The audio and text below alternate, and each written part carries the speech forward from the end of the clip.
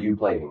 Hello, and welcome to What the Bleep Are You Playing? A podcast where we play a game, sometimes good, and tell you why the bleep we played it. I am Sly Sean. This is Thievin' Thomas and Murray Mason. And we played...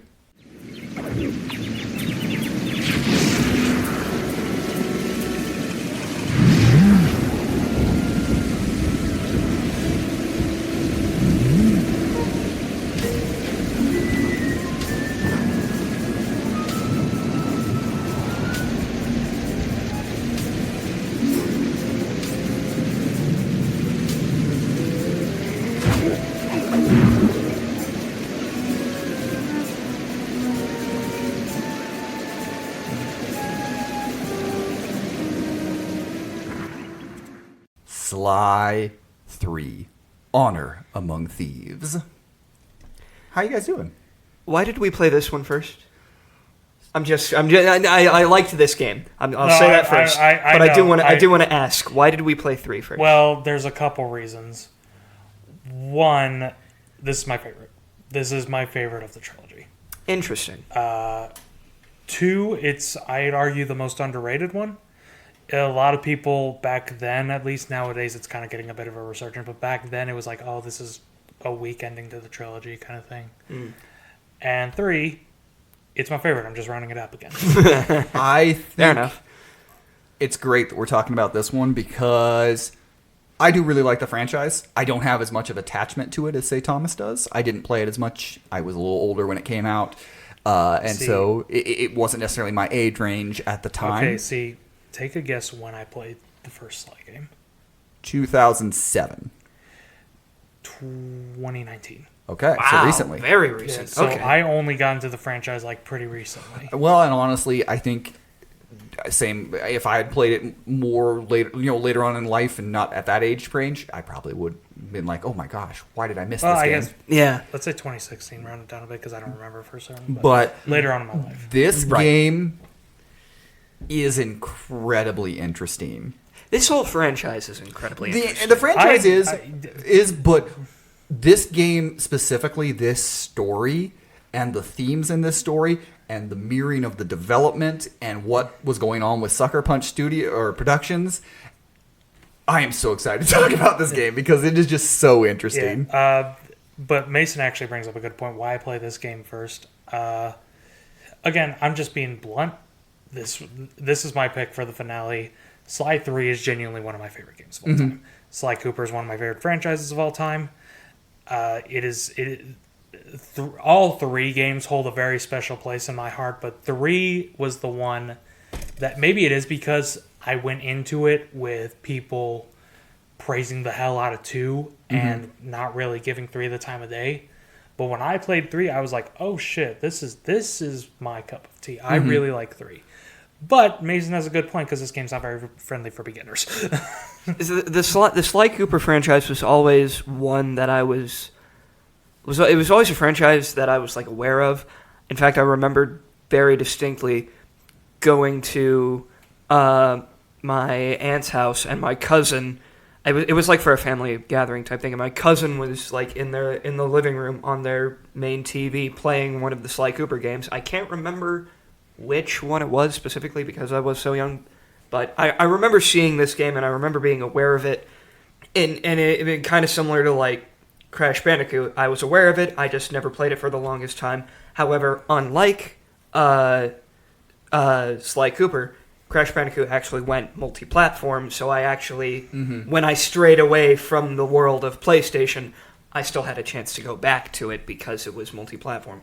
Whereas Sly is really very much a PlayStation thing, which is something that I guess technically, because Jack didn't have any games afterwards, it's just the 3, right? Well, I guess it had Daxter, the that one PSP spinoff, Jack X, but other than that, yeah. But no other like mainline console titles. Yeah. So it's just this one. Obviously, there was a 4th Sly on the PS3. And then, obviously, Ratchet and Clank had numerous... Ratchet and Clank has had a badonkadonk zillion sequels. So. Of the 3 big PlayStation 2 platformers, I think this is probably the most underrated of the three, but also has maybe the most passionate fan base of the three. We're passionate because we hurt. But yeah, the Sly Cooper is my personal favorite of the three. I think that's pretty obvious. But Sly Cooper to me is just an interesting franchise because it's a combination that you don't see, but when you think about it, yeah, it kind of fits together like peanut butter and jelly, and that's platforming with heisting. Yes. And something that this game, I think, does really well is in the heisting element of it, in the going through, is that all of the characters seem to have purpose. And controllable purpose. Yes. Because the whole thing with Sly 3 and why people didn't like the game as much, to be honest, is because it's expanding the Cooper gang. In the second game, it's Sly, Bentley, Murray, that's it. And that's good. That is good for that game, but I personally like that they expand the roster in Sly 3. I like all the characters they add. I like how this job is so big the Cooper gang cannot do it alone. And needs help from enemies, which I think is I'm going to spend a whole lot of time later on talking about the themes of this game but like that is so cool, the characters in this, that they go back to characters from the earlier games. Characters that are bad, that like did terrible things in the previous games. One of the people that they recruit in this game is the Panda King, who, helped kill Sly's dad. Jeez. It's a lot of people that broke the game for them. Yes. Like there's a Let's Play channel that I love. I'm not going to name them here because I'm going to talk about them negatively, and I don't want to do that. But drop the name. No, I'm kidding. I love this group. I love this Let's Play games series. But when they got to Sly 3, after the Panda King was revealed as the next one, they sort of dropped off from the game. And you can really tell their interest dropped after that. But for me, when I played it, that was when my interest was like, what the fuck? And for me playing it recently, obviously playing it here, that is the scene. And I had played all three of the Sly Coopers in the past, so like this wasn't like a first experience, but it was like experiencing this game and remembering the scenes, and that scene, the impact and the hit of that scene legitimately is something that like so few games have done from a story point, and it is so good. Yeah. Chapter 4, the chapter where you recruit Panda King, is the best chapter in the game. Yes. I would argue it's one of the best sections on a PlayStation 2 game in general. I mean, I would agree personally. I'm not even talking just story-wise. Story-wise, I think it's really good. I'm talking gameplay-wise because I love the gameplay and story integration that the fourth chapter has. Yes. The fourth chapter has that gameplay story integration that just hits really hard. So something interesting about this game, and I think going over to it, Sucker Punch Productions is who developed the game, and they had developed Sly 1 and 2 before that. This would be their last Sly game. They would go on to make the infamous games and That's right. Ghost of Tsushima. I was trying to think. I was like, they've made other things. But at the time, yeah. they were quite a bit smaller than Insomniac or Naughty Dog, making games. They did not have the teams. They and you can tell that legitimately, while the games look good, the Sly games they went with a stylistic look because graphically they are a little lower than the other two platformers. Yeah, and I love these games, but I ain't gonna lie, I think the animations are kind of ugly. A little bit. Well, it's stylistic. Whereas some of the and they chose the graphic novel stylistic for a lot of the franchise. I should say the animations, like in the cutscenes. Yes. During gameplay, they're fluid. I like the style, that graphic novel style they go with, that they said was inspired by Batman, the animated series. Yeah. Oh, wow. But like you talk about some of the cutscenes, like their mouths are like there's a blocky feeling to their mouths and a lot of those things. But because they were a small studio and they did a lot of these little things, it's wild that they did this. They started developing this game as the ending touches of Sly 2 were on, and it came out a year later. Wow. This game had a 10-month development cycle. Sheesh. Now, for example, Sly 1 had about a year, a little over a year, and Sly 2 had about 2 years of development. But they knew what they were doing, they knew their engine, they were building into it, and there was a big thing coming on the horizon in the PlayStation called the PS3.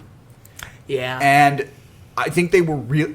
I don't know if we have any quotes or if there's anything on it, but it was very important to them to have it on the PS2 and to have their whole franchise, their whole trilogy be on one system. And I think, and again, I couldn't find any quotes to say this, but this is just kind of me inferring with some of the things I read, was that I kind of feel like because these games, while they do deal with some difficult, especially this game can deal with some difficult themes, their audience was a little younger than some of the other games. Like, they were aiming for, I think that 8 to 15 range is kind of their main audience they were looking for. And I think there was an element of, like, we know that we're popular, but we're not the most popular. We are a little more niche on the PlayStation.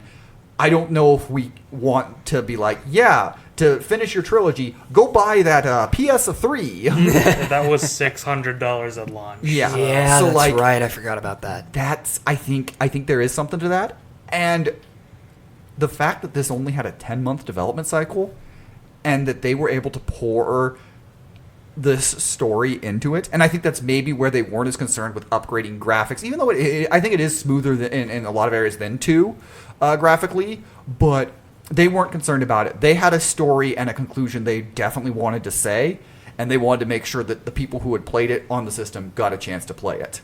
So kind of going off what Thomas was saying about like the cutscene animations not really being that smooth, I personally didn't really mind that because I don't know what it was about those cutscenes. I don't know if it was like the character designs or the voice acting or anything like that.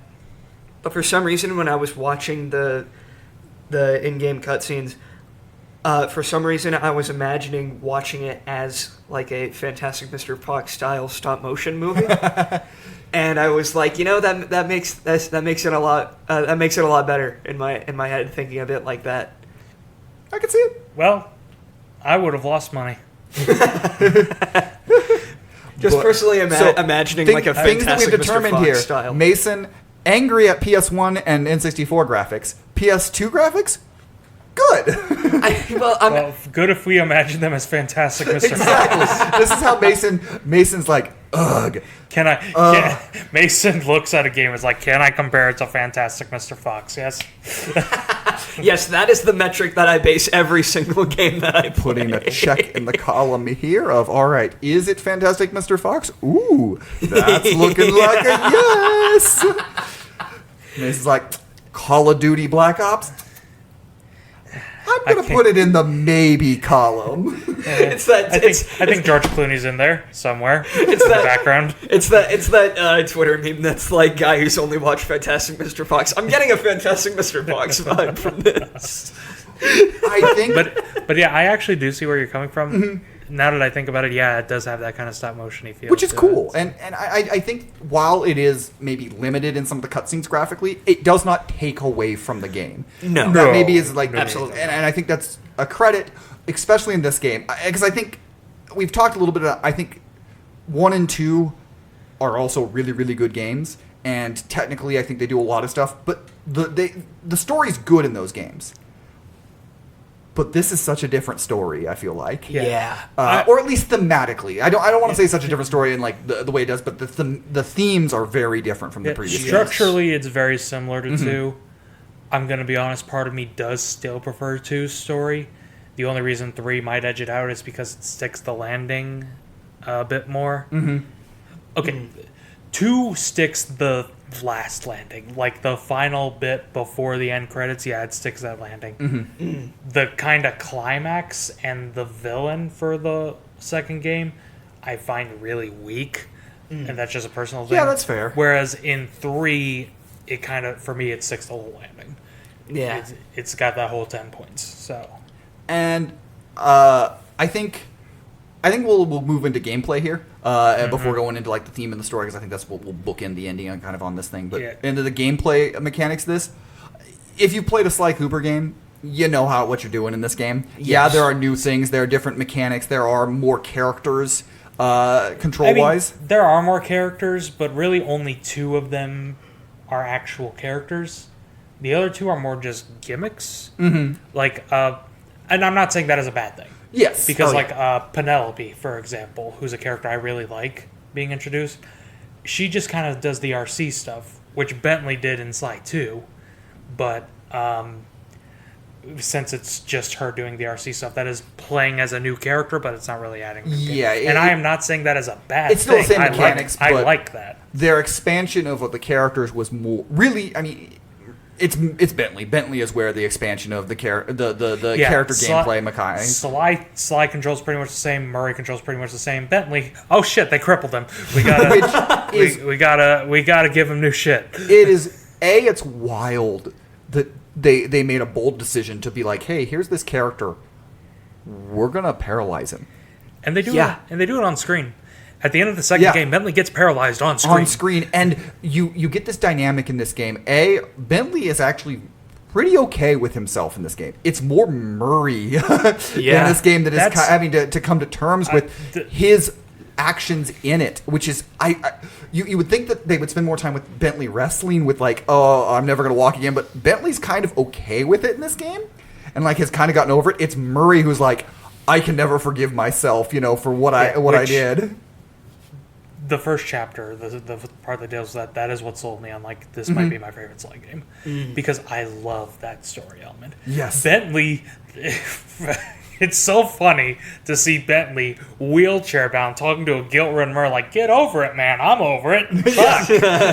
I'm the one who got crippled." And it does bring up an interesting point. Is this the first game to have a character in a wheelchair in a main playable role? I can't. I'm not sure. I'm not going to say it is, but I'm going to say it's probably the best representation we had gotten to that time. Probably, because someone.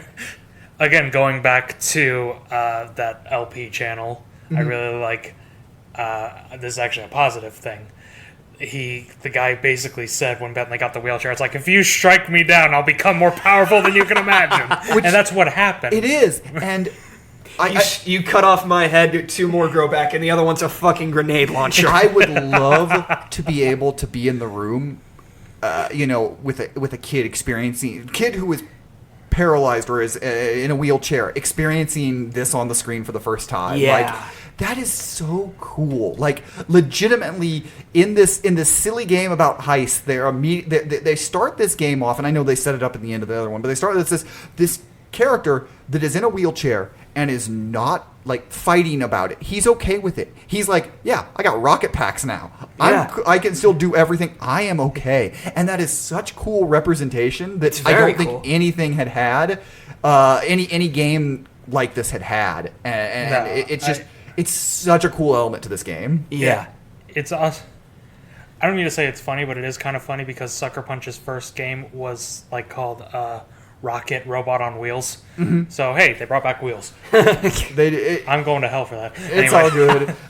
But it is the Sucker Punch had an idea for this game, and it's one of the sorry. Oh, go ahead. It's one of the reasons why I think Sly has such a passionate fan base, because for all the flaws these games have, you can feel the passion, and because it is such a tight-knit group of people. And you can the characters. There is something just so great in this game that it's just these characters grow, and it's just awesome. But like, did you guys have any mechanical things in the game that you saw or didn't like or loved or while playing through it? It wasn't something that I like totally hated or anything, but it was something that took a little while to get used to. Was the I can't remember what they're called in the game specifically, but the binocular thing. Binocucom.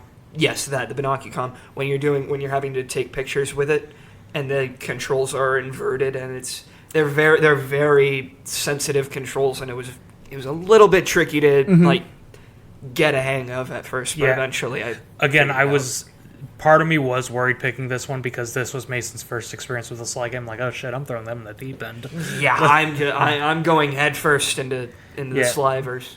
To be fair, if you had played Sly 1, that wouldn't have helped you at all. It's so radically different. It is, and Sly 1 is, I don't want to say harder necessarily, but it is a very different, mechanically game, and so it is a little more challenging in different things. Sly 1 is a pure blood platformer. Yes. There's not that much stealth element. There's not a lot of it Spy's the 3-hit wonder, well, 1-hit wonder, and you can get some more hit points kind of thing.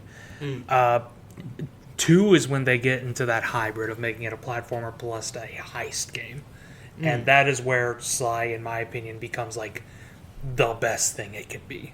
Yeah. The couple mechanical things on my part is the improvements of Murray from 2 to 3.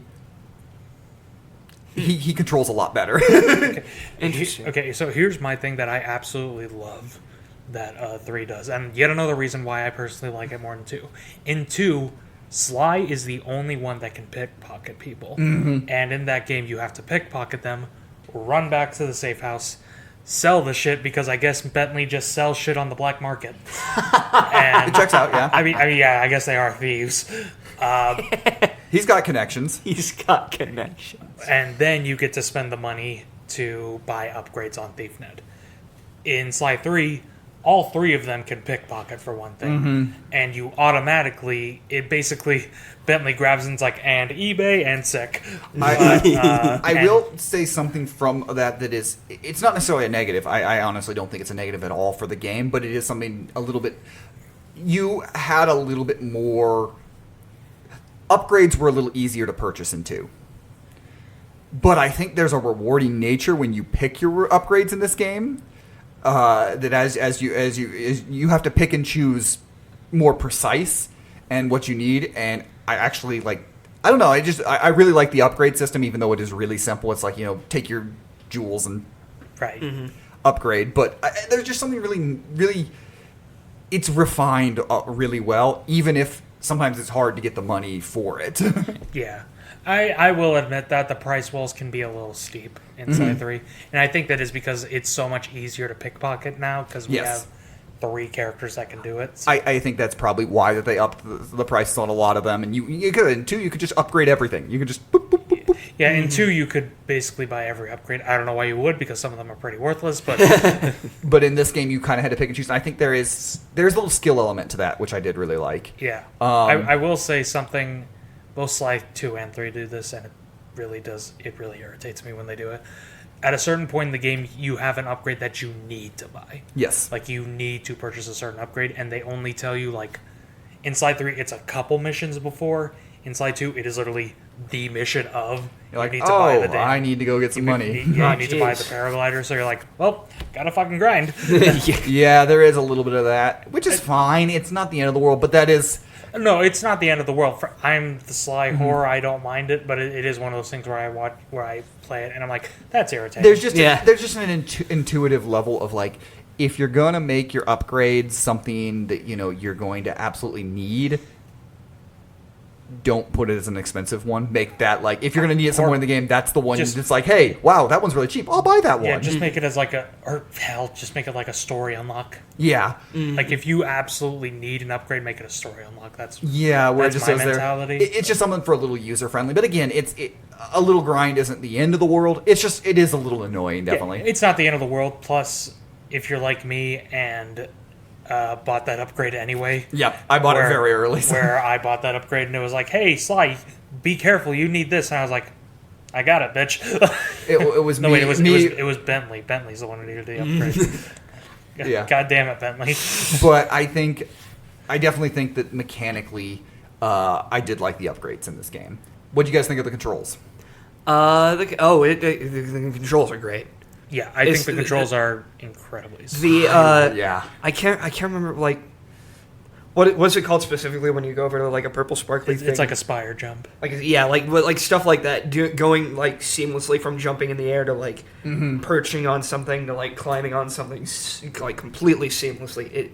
This game is very satisfying to control. Yeah. I don't want to say it's the best PS2 platforming controls, but it's top tier. It's probably the best that I've played. It is top tier platforming controls. I don't want to say it's the best. It might be my favorite just because Sly does have that thing where it's like, specifically I think the second world, you like have a bit where you're in caves and you can literally grind on rails, hook your cane in, swing like fucking Tarzan, and then spire jump onto a little needle, and it's like, that's cool. Does Ratchet and Clank and Jack probably control better? Probably, but this is more satisfying to me again. And that is something that was, we kind of talk about. We've talked about the big three of the PlayStation 2 platformers, and they all controlled great. There's a reason they were all reviewed so well, and that's even going back to like Crash Bandicoot and Spyro, were reviewed very well and things like that. Yeah. These aren't the platformers we talk about with bad platforming controls. These are the ones we talk about with they made good games out of platformers that then people would copy and make bad games. Right. The other, I just remembered another thing that took a while for me to kind of get around. So at one point when you're in Venice, there's a part of the level where you're playing as Sly and you have to follow around. What's his Octavia? Mm-hmm. Yeah. You follow him around to different places and you take pictures of him. And in sort of the area in Venice, there are also like a bunch of like hawk guard guys that walk around with like flashlights. Oh, the flashlight guards. Yes, and there were so many times where I would get the picture of Octavia, and he would go on to the other thing, and I'd be like, all right, I'm gonna follow right behind him. Oh fuck, there's another hawk guard coming at me. Yeah, You should have seen me the first time I played this game because I did the exact same goddamn thing. Sly would just be sneaking along, turn to his right, and just see a flashlight guard there, and it'd be like that fucking Looney Tunes bit. The stealth mechanics are fun in this game. They're very fun. They're very fun. Again, mixing stealth and platforming is good. Stealth platformers, I'm not going to say they're all good because there's probably a couple sinkers out there that I'm not aware of, but for the most part, they fit actually pretty well. This mixes a lot of mechanics, a lot of genre stories into kind of one, and that's kind of really cool about it. Like, I just wanted to say that this game really holds. I don't want to like say holds up because the other things but like this game is just like, it's amazing how well this game plays. What, 17 years? About that. Yeah, 17 years after release, and I was just thoroughly impressed by this game. Like, that's just the thing. And again, it's not my first time playing this game, but it had been a little while since I'd picked up a Sly Cooper game, and it just I kept going, wow, this game's really fun. This game plays well, and I have very little complaints about like camera or platform mechanics, which are things that, if you have listened to this podcast and listened to me play platformers, that there are moments when I have raged at platformers for these things. Yeah, I'm surprised we haven't reached the point where you're ranting about lock-on yet. I didn't really have a problem, so there was, Wow. I know. Is this the first platformer that we've played where you haven't wanted to moan about lock-on? Lock-on. Yeah, I said. Oh yeah, we got a couple yeah. that I'm not saying, but like again, because I think this game, while there is combat is not the main importance of it, and that's where a lot of the things when I bemoan lock on, it's more about when you give me combat and you don't let me lock onto the enemies, and that's a focal point that annoys me because it's like, okay, I want when you're going to give me a swarm of enemies, I need to be able to differentiate which one I'm actually trying to attack. It also helps that there are occasions where you will have to play as Sly or Bentley and fight people, but for the most part, when you're fighting people mano a mano, you're playing as Murray. Yes. When you're fighting hordes, you're playing as Murray, and Murray takes bitches out in like 2 hits. So yeah, and so that definitely does help. That, I will say, just real quick, that's one of my favorite things to do in the game, is when you're playing as Murray, you can uppercut people and then fucking roundhouse kick them. 1, it's satisfying to do. 2, it's hilarious because Murray's legs are like 2 inches tall. So it is. I'm the big fat hippo. It is very satisfying. But yeah, like, that's a good segue here. Oh my god. This game, while I'm not going to say it's the most amazing script, it is very, very, very well written. The chemistry between all the characters, but specifically Sly and Bentley, is my favorite thing about this game. Sly and Bentley's chemistry is so good. So much so that there's actually a moment near the end where Bentley questions Sly like loyalty even a little bit, and then Murray is like, what do you think Sly would be doing if we were in the opposite positions? And Bentley's like, oh, he'd be trying to save us. Yeah. He'd be trying to get in there and save us. And it's like, it is such a simple thing. Like, and I know a lot of people, a lot of fans, I remember going back, and I remember even hearing it there, that people were irritated at Bentley questioning Sly after all these movies. But, like, it's in that moment that, In like, these yeah. games. Well, yeah, sorry, in these stories, in these games here. But it makes so much sense. Like, yeah, you're in a tough situation here. You've gone through a lot. And, yeah, I'm not saying that you're, like, he's not upset at being paralyzed. But there would be moments like, oh, yeah, I've gone through a lot, and now I'm here, and where's Sly? But then he's immediately reminded, he's one of my best friends. He's not betraying me. He's not hurting me. And it's just so well written. Like, it would be an easy moment to legitimately, I think, you could have legitimate complaints if it wasn't such a good and well-written scene that it makes sense for the characters. One of my favorite pieces of dialogue in this game, again, going back to the Venice area, is when Sly is talking to Bentley, and he's like, well, we got to make sure Carmelita's okay. I mean, she's helped us out so much in the past. And Bentley's like, and you've got a thing for her. And Sly's like, yeah, and I've got a thing for her. Anyways. Yeah, anyway, that doesn't matter right now. Yes. That's like one of my favorites is in the second world in Australia, where Carmelita becomes fucking giant because a giant mask possesses her. Don't worry, it's fine. And Sly's like, well, we got to get it off. And Bentley's like, well, I'm sure you always wanted to get closer to her, and there's no closer than getting up her and then climbing up her bootlaces. And Jeez. and Sly's like, we need to. And it's like, well, it's the best idea we've got. And it's like, we need to rescue the Carmelita we all know and love. And Murray's like, I do not love her. Point being.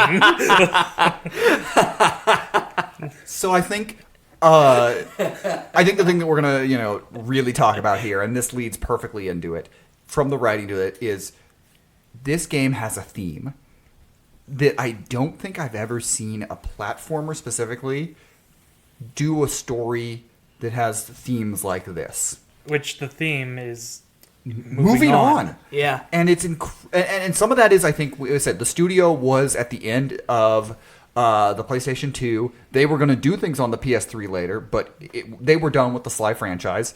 This game does put a nice bow on it. There is obviously a little bit that's like you could easily have a fourth one if you wanted to, and they did. And they did. Well, Yeah. they didn't, but Yeah. someone else did. Sucker Punch, I believe the exact quote was like, we are leaving it open if another developer wants to continue it, and we give them our full permission, but we are done. Mm-hmm. And by doing that, you had to come to terms with like this baby, this thing that kind of built you up and would allow you to become what you're going to become with Infamous and especially Ghost of Tsushima. Well, considering Ghost of Tsushima is like Ghost of Tsushima. It's like to become that, but it's their baby, and like they were gonna leave it and let go and be on the end. And there's so much of that in this game of being like accepting things that have happened, good and bad, and moving on. We have Bentley accepting his fate at the end of that one and not letting it take him down. He's going to keep going on. We have, Murray throughout the early parts of the game having to accept what he did, and a lot of it just Bentley being like, grow up. Honestly, Murray's development in the first chapter, I think the whole game's good. I think the weakest chapter is 5, the pirate chapter, but it's not bad. Yeah. So, but that's just a me thing, and it is also fun to literally command your own pirate ship and shoot the shit out of other things, like Assassin's Creed Black Flag is somehow shoved into Sly Cooper 3 for a little bit. But in the first chapter where Assassin Sly. look, I'd play it. But in the first chapter where Murray is a pacifist, he's like, I'm not going to hurt anyone. And what breaks him out of his pacifism is when Don Octavio, the bitch that he is, kicks Bentley over in his fucking wheelchair. And Such look, a dick move. I love this line, I'm not going to lie. Bentley just cries out in pain, Murray, help. And Murray, again, I love this line so much. He breaks his necklace a piece and goes, I'll floss my teeth with your spine. It's so good. It's such an out of place line for such a cartoony world, and it's well, you so say that, good. but like earlier on, Don Octavio said, I'm going to scoop Bentley's brains out and use them to plant my tomato garden. And Sly said, I'm going to knock out your teeth one at a time and make you eat them. And I don't make empty threats. What is it with this cartoony ass game with these like What did they let in? Did they let in someone who wrote Conquered? They are the best of friends, and that means that they will fight for each other. Yeah. And this, I think, you see a lot of that, which is great when you lead into the moment when Sly has to basically confront the killer. Yeah, Sly has not the killer, but yeah, but it's pretty big on his life. But yeah, okay. So for those who don't know, in Chapter 3, in each chapter of Sly, there are 6 chapters overall. In most of them, you get a team member in each one. In the first chapter, you get back Murray, and again, he threatens to floss his teeth with Don Octavio's spine. God damn, I love that line. It's so out of fucking nowhere, and it's great. So good. In the second one, you get Murray's guru, who helps him out, and okay, fuck it, I am just gonna say their name. SGB, Super Gaming Brothers. That's the name of the LP channel I like. And they had the joke that every time Guru would say something, they're like, "What did you say about my mother?" Because you can't understand him. That's the joke with Guru, is that no one can understand. Yes. Everyone can understand him except the audience. Right. And I find that very funny. That's one of my favorite cliches. Yeah. And in the third world is when it starts getting interesting, because you recruit Penelope, who... I love Penelope. I love Penelope. Such a good character. And she starts blossoming a romance with Bentley. Not at that moment, because they catfish each other, which again is so fucking funny. It's so good. They're both they both catfish each other, and it's fucking great, because Bentley has like his head photoshopped in this muscular ass body, and Penelope has it photoshopped on this supermodel body, but it's so obviously fake. There's literally tape around. It's really funny. It's like the funniest episode of Catfished. Years before Catfish became a thing. Yeah, but at the end of that one, Penelope actually turns out to be the bad guy. She turns out to be the Black Baron, because it turns out it was a disguise to be in this flight competition. And she ended up becoming so good that the Black Baron essentially ended up becoming another identity. Wow. But then Sly kicked her ass, and she's like, all right, you win, fuck. But then we get to Chapter 4, and Sly's like, all right, Bentley, who do we recruit next? Well, we need an explosives expert. The only one we know that's good enough is the Panda King. I was going to say, the Badger from Fantastic Mr. Fox, played by Bill Murray, was not available. Yeah, sadly not. So, who we need is the Panda King. And Sly, the cutscenes, the comic book cutscenes, which I love, I love the comic book cutscenes, are done from Sly's narration. And his narration, when Bentley suggests the Panda King, is like, what the fuck? It's I have to go recruit who? What do you mean?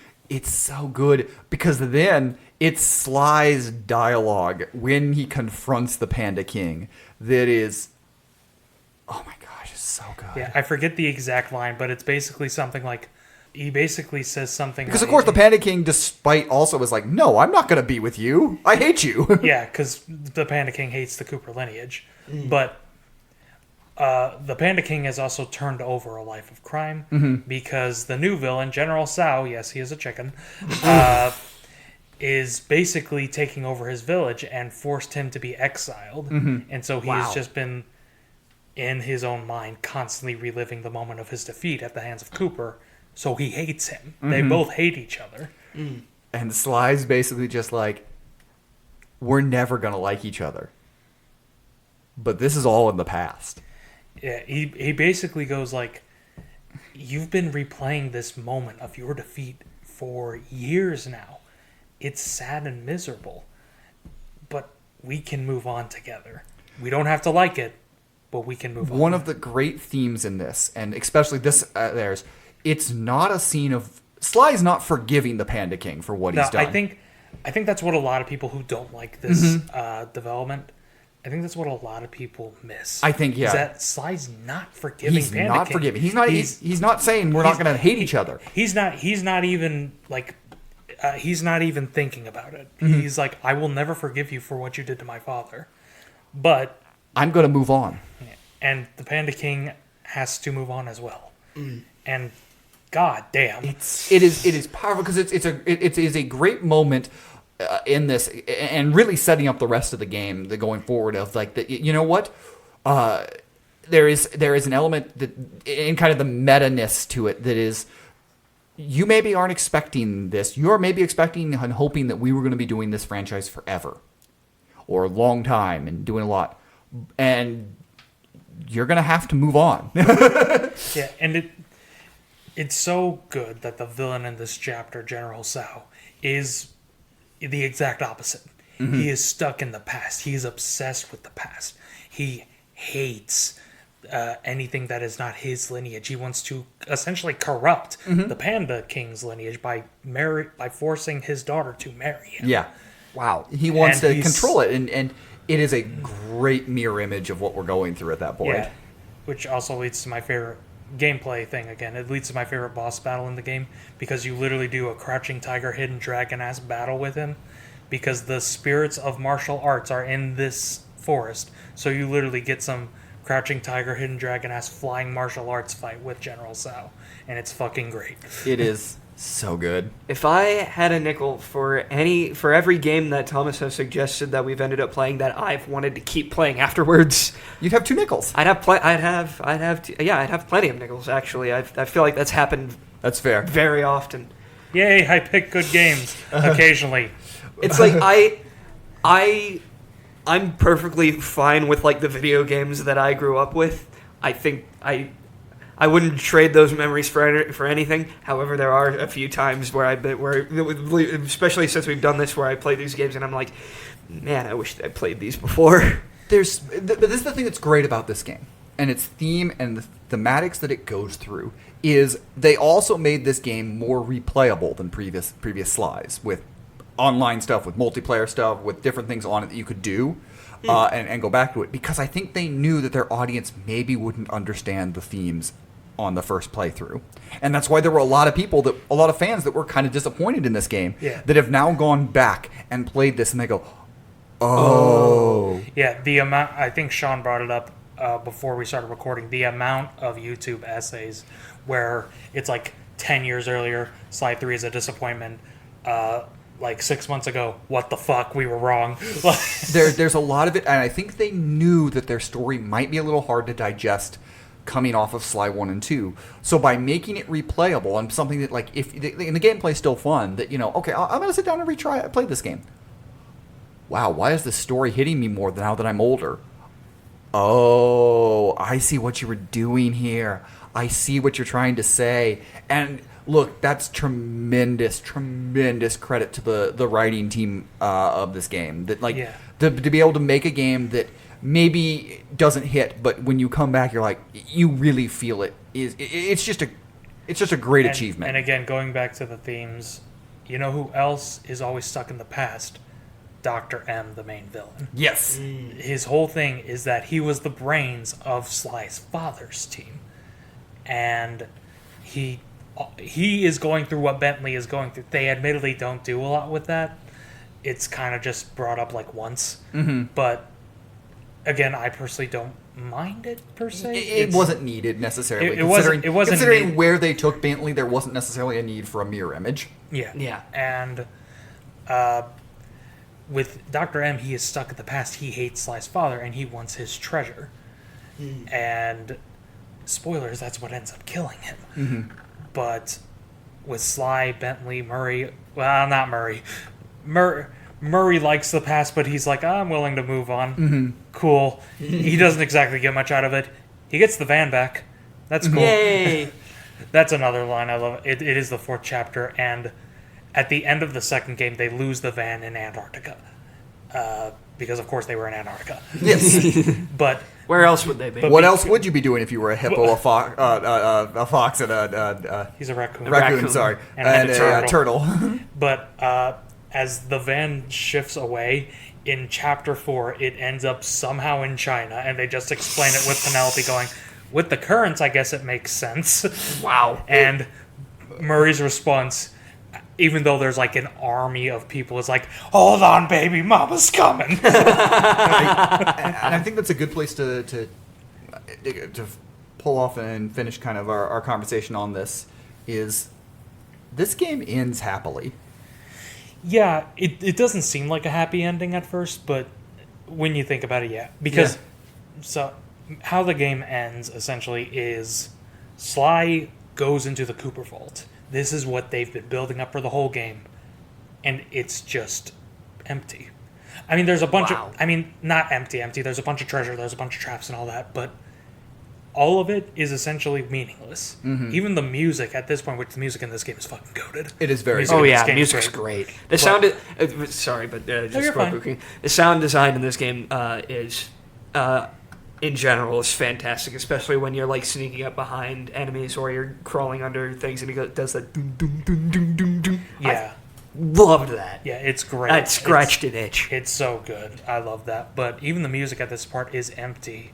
It's dark. It's foreboding because Sly kind of realizes that all the Cooper lineage has is this treasure, but they're all gone. What does this treasure mean? It doesn't mean jack shit. Mm-hmm. Mm-hmm. So he finally has his confrontation with Dr. M. And even though part of me likes this, part of me doesn't, but for the most part I like it, Sly doesn't beat Dr. M.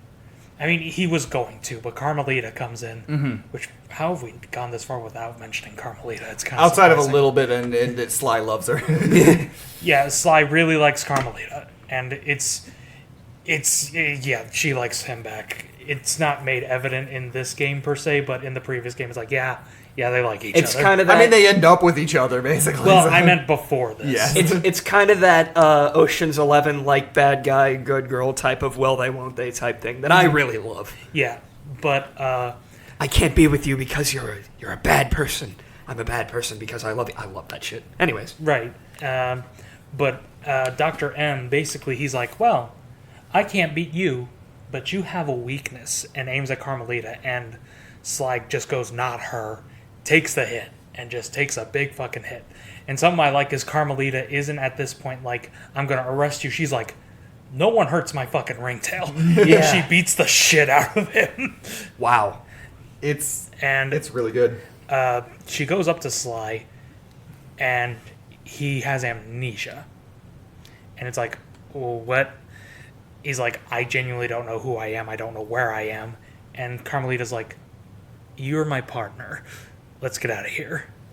Wow. And because at this point, she's like, this is my chance for a new beginning. Because she loves Sly. She does. But again, as Mason said, bad guy, good girl can't get along. But with this, you could see it as manipulation, but meh. I mean, you could, but I think it was all. It's kind of nailed it. Like it's like, I will help you remember. We're together. We're gonna move on. Yeah. Plus, it's made okay by the ending because Dr. M dies. The thing collapses on him. The Cooper Vault collapses in on him, kills him instantly. And Sly made it out, but he's with Carmelita, so the Cooper gang are like, well, now what? Like, and so they all go their separate ways. The Panda King has retaken his village, and he now runs it nicely. He's not a tyrant anymore. Murray becomes a race car driver. It's so good. With the van. That's what cracks me up. It's not with a race car or whatever. He becomes a race car driver with the van, and they make a joke like, he had a record number of crashes, but... coming along the corner, the fourth corner, it's a van. But, what's a van doing here? Bentley and Penelope. Bentley and Penelope end up together, and end up becoming the guardians of the Thievius Raccoonus, which is the big book where Sly gets all of his information. And they mentioned they're working on a time machine. Yep, which will come back into the fourth game. Yay! That was basically there. We're gonna put a full ribbon on our game, but if someone wants to come back in, here is your way to come back in. If someone wants to come back in, we can loosen the bow just a little. Here is your way to do without continuing our story necessarily. A new path for a new one. The Guru again just goes back to vibe. Dimitri is officially friends. Yeah, we forgot to mention Dimitri from the second game. He's the last person you recruit. Again, he's fine. He only gets like 2 levels in the game, so he leaves to become a scuba diver. Yeah, he becomes a scuba diver because his whole thing is his underwater training. But Bentley constantly is keeping eyes on Sly and Carmelita because Sly's still his friend. But the thing that makes it good is at the end of the game, Bentley's kind of like, well, at least they're happy together. But Sly turns around, stares right at Bentley, and winks. He's faking his amnesia. Wow. And that's how it's so good. Wow. And again, because Carmelita and Sly's relationship is ultimately one last job. And it's a job that I know we do have the fourth game, which has its own thing, but I always assumed they just kind of figured it out. Like, Carmelita figured out that Sly didn't actually have amnesia, and they were just kind of like, whatever. Yeah. We've been with each other for like 5 fucking years. Yeah. This game rocks. This story rocks. I think, there's a reason that our final game of each season is one of our absolute favorite all-time games. And, sound issues aside, it was awesome to talk about Prince of Persia at the end of last season, one of my top games. And then this season, Thomas ending it with Sly 3. Yeah. Also, just great stories. Yeah. And we've mentioned it, so I guess I will talk about it real quick, because I'm sure all 2 people who care about my opinions on Sly Cooper are curious. Thieves in Time is fine. Thieves in Time is interesting because it may actually be my favorite one gameplay-wise. Like, it has basically the best of both worlds of 2 and 3. But, oh my god, that story cocks it up a fat one. Yep. Wow. And that's its big problem. I really do not like the story of 4. It starts off fine and gets really bad really fast. But Ouch. that's a story for another time. That is just my opinion. If we ever decide to cover Sly 4... You will hear me a lot less praise of the story. Yeah. That's a Thieves in another time. I see what you did there. Do you? I did. But yeah, that's Sly 3, Honor Among Thieves. And on this podcast, we like to ask 2 important questions of every game that we play. The first is, how does this game hold up? I mean, I'm possibly biased, but It's very well. It's probably, I'm trying to think of like the other PS2 games that we've played. I think it's probably the one that's aged the best. It's up there. it's up there, certainly. It's aged incredibly well. Very well. There's very little, and again, it's not as old as some of the games we've played, but it's still, we're coming up on 2 decades at this point. Christ. I don't love like the PS2's graphics, but the way that the way that Sly 3 Cell shading, so yes, and that- the way it uses the technology is really, really well. Again, Sucker Punch knew their limitations, and they knew the Yes. limitations of the system, so they worked around it really damn well. Absolutely. it's fantastic, and it holds up exceptionally well. Which Yes. Again, possibly biased. Sly 3 is one of my favorite games ever. Of course, I'm going to say it holds up well, and it's replayable. It's replayable. I personally think it's actually structured better than 2 as well, which is why I prefer it. 2 structured really good, but there's a couple chapters where you just stay in the same location for 2 chapters in a row. Whereas in this game, each chapter, even though there's less chapters, each chapter is a new location, and I think that helps kind of the pace. I think it does. But yeah, I think overall, we've sung its praises the entire podcast, and so yeah, it holds up. It holds up very well. The second question we ask of every game that we play: would you like to see a remake or a reimagining of this game in a modern setting? Oh boy. Sucker Punch, I'm on my knees. Sony, I'm on my knees. The amount of times, every time there's a PlayStation event, the amount of there's a small group online that is just always like, Sly, please. Look, would I take it like from the ground up remake of this? Would I take a ground up remake of the whole trilogy, like the Insane trilogy or the Reignited trilogy? Yes. Yeah, I'd put money down for that, like in a heartbeat. But I just want more. I know, like I said, Thieves in this game wraps up this trilogy perfectly. We've been on a cliffhanger for 10 fucking years at this point. Thieves in Time. Wow. It ends on a cliffhanger. I just need something. If you reboot the fucking series, I don't care. Just do something. Just give us something other than a 20th anniversary T-shirt And a poster. A sick poster, but one I never got. Fuck. just something. I would love a reignited Insane Trilogy type reimagining. See, I would like it from the ground up remake of the trilogy. I don't know if I would like it in that style though, because it doesn't have to be that. because Well, I'm imagining Sly Cooper with like realistic looking No, fur. See, I more mean like a ground up remake. Just in general. Right. If I'm talking visual style, I think Crash 4 is more the direction I'd go. How the reignited trilogy still took a lot of the goofiness of the Spyro characters and just made them in a more modern graphics setting of it. And so that's the same sort of thing. I think it would keep still the cell shaded look, but you could make faces look good. You could make things move a little better. You could make them move a little better. You could maybe really bring out that angular style that I love. Because possible bias coming. I fucking love angular styles in animation. So I would love a reboot. Like, I think that's the thing I would love to see them do, is just reboot. Either if they're not going to do a full ground up remake, reboot it from reboot and start again. Yeah. I know people will be pissed at that. I probably would be too if I heard it. But at this point, it's something. It's something, and we have a good trilogy that is very accessible now. It's the same thing. Like right now, think that later this year we're about to get our 4th technical reboot of Prince of Persia. Yeah, it's and that doesn't take away from the good games that have come from. I would like to just see them further this franchise, and I think that's the because considering the negativity around 4. I don't know if 5 would be a great choice. Would I be devastated that the original Sly Cooper timeline ends on a cliffhanger? Sure. But at the end of the day, they're not going to continue on with 5. They're just not. So a reboot or a from-the-ground-up remake of the first 3 games is probably the best thing we're getting, and it's what I personally would like. Would I kill for a Sly Cooper 5? Yeah, probably. I already have the blood on my hands.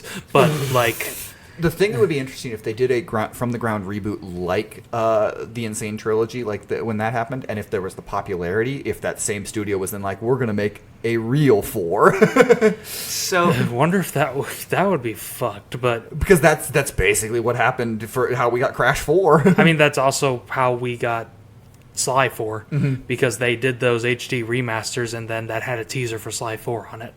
So in a perfect world, what I would love is for all 3 of the Sly games to go multi-platform so that my Xbox have an ass can play them more often. But that's probably not going to happen. Yeah, Sucker Punch is entirely PlayStation. Yeah, I figured. They are very, very PlayStation. I'm not bitter at all. I like having an Xbox, dang it. I like my Forza. Yes, I do actually. I will stand by it. But yeah, I think if you can take anything from this podcast, this game rocks. Sly Cooper doesn't get put on Forza, but they do put the fucking van in. Sly Cooper doesn't get put on Xbox, but they put the fucking van in Forza. Honestly, considering the van and setup, I'm surprised they didn't do a racing game. I'm surprised nobody tried to make a racing game. Because Jack got a racing game, Crash got a racing game, Jack got a racing game, but with Sly, there wouldn't be anything. It'd be all 3 of the gang members are in the fucking van. So it'd be like, ooh, Sly's in control now. It's still the van. Yeah. They made Diddy Kong Racing. You could make anything off of it. That's fair. I mean, to be fair, there are racing mini games in the first game. They're not great, but yeah, that's Sly 3. I love this goddamn game. What do you guys think? Is this your favorite of the franchise? But which one is? Let us know. Send us an email to bleepyouplaying@gmail.com. That's bleepyouplaying@gmail.com. This is the end of Season 2. We're going to take a little bit of a break before we start Season 3. And when we come back, we're going to be doing a bunch of fun stuff. So, if you want to send us an email, tell us what you think about this season. Maybe either we'll have a special episode in between where we read those, or, maybe it'll be something at the beginning of season 3. That's a possibility. You can always find more of our stuff and our other podcasts, What the Bleep Are You Watching, and How the Bleep Would We Do It, over on our Patreon. That's patreon.com/whatthebleep. Patreon.com/whatthebleep.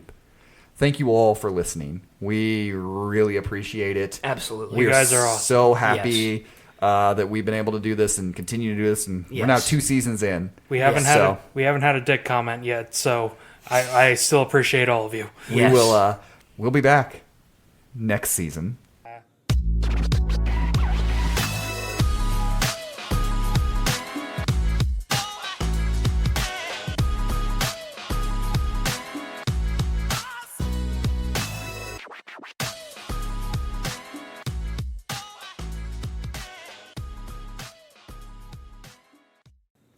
I liked it.